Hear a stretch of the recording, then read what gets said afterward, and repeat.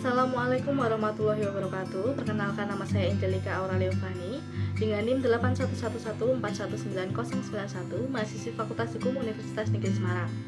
Pada video kali ini saya akan menjelaskan secara singkat terkait pembahasan yang berkenaan dengan otonomi daerah, yaitu peraturan daerah.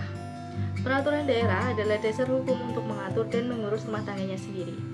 Urusan rumah tangga daerah berasal dari dua sumber, yaitu otonomi daerah dan tugas pembantuan, di mana peraturan daerah di bidang otonomi adalah peraturan daerah yang bersumber dari kewenangan atribusi atau kewenangan yang berasal dari undang-undang.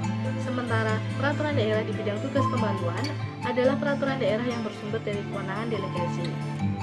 Melalui sidang amandemen kedua pada tahun 2000, MPR RI menetapkan keputusan dalam salah satu pasal, yaitu pasal 18 ayat 6 Undang-Undang Dasar 1945, bahwa setiap pemerintahan daerah berhak menetapkan peraturan daerah.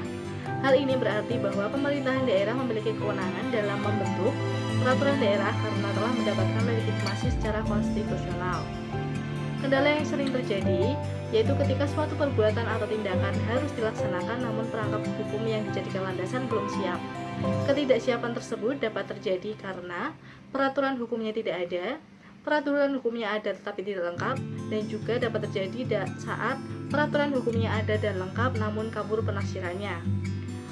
Kondisi keadaan demikian apabila sesuatu tindakan tetap dilakukan, maka akan membuka peluang bahwa tindakan yang bersangkutan dapat saja mempunyai risiko yang tidak sah dan akan memunculkan gejolak sosial. Guna mengantisipasi hal tersebut, pemerintah daerah perlu diberi kebebasan bertindak untuk mengantisipasi krisis kekosongan hukum dengan melakukan inisiatif membentuk peraturan hukum dengan harapan tindakan yang akan dilakukan menjadi legal. Namun, penggunaan kebebasan bertindak yang berlebihan dapat membawa dampak negatif, yakni pemerintah lebih cenderung mempergunakan kekuasaan dalam menjalankan tugasnya, yang pada gilirannya dapat terseret atau terjebak dalam kondisi negara kekuasaan.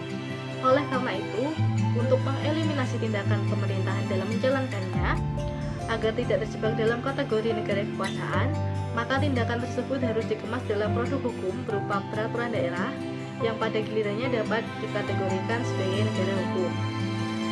Dampak lainnya dari penggunaan kekuasaan yang berlebih oleh pemerintah daerah dalam menjalankan tugasnya dapat melahirkan tindakan-tindakan negatif, antara lain tindakan yang tidak sesuai dengan kaidah hukum, tidak bersendikan wewenang, sewenang-wenang, menyalahgunakan wewenang, dan melampaui batas wewenang. Dengan demikian, asas kebebasan bertindak dalam sistem pemerintahan daerah bersifat dilematis. Di salah satu sisi bersifat positif untuk mengantisipasi kekosongan peraturan daerah, namun di sisi lain dapat bersifat negatif, yakni menghasilkan produk hukum yang cacat hukum.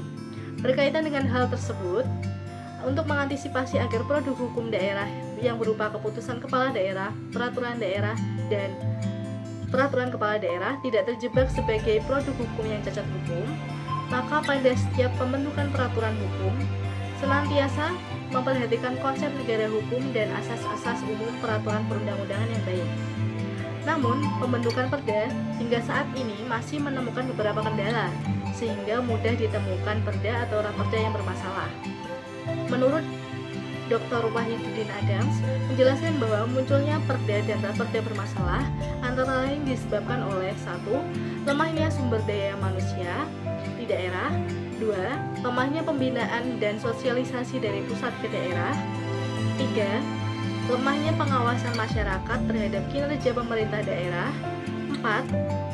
Penyusunan perda masih dipengaruhi kepentingan jangka pendek serta mendahulukan kepentingan elit lokal. Contoh permasalahan atau problem yang terjadi dalam konteks peraturan daerah adalah belum tersedianya instrumen hukum yang dapat menjadi rule of game pelaksanaan asas keterbukaan, pola pendokumentasian yang belum terintegrasi, dan faktor keterbatasan anggaran juga menjadi hambatan bagi diterapkannya asas keterbukaan dalam pembentukan peraturan daerah. Yang kedua, eksistensi pembentukan peraturan daerah oleh pemerintah daerah belum sesuai dengan asas-asas peraturan perundang-undangan yang baik, terutama terkait dengan asas keterbukaan sesuai dengan Undang-Undang Nomor 12 Tahun 2011 tentang pembentukan peraturan perundang-undangan. Dengan demikian, solusi yang dapat saya berikan adalah guna mewujudkan peraturan daerah yang baik dan demokratis, pemerintah daerah agar bekerja sama dengan akademisi atau pakar peraturan perundang-undangan untuk melakukan pelatihan, training tentang penyusunan peraturan perundang-undangan sehingga dapat meningkatkan capacity building anggota DPRD maupun kepala daerah. Yang kedua, partisipasi masyarakat dalam pembentukan peraturan daerah perlu ditingkatkan dalam rangka good governance dengan adanya sistem komunikasi dengan media massa sehingga fungsi kontrol berjalan dengan baik dan sesuai dengan keinginan masyarakat. Demikian pemaparan materi singkat dari saya. Apabila terdapat salah kata maupun perbuatan, mohon maaf. Wassalamualaikum warahmatullahi wabarakatuh.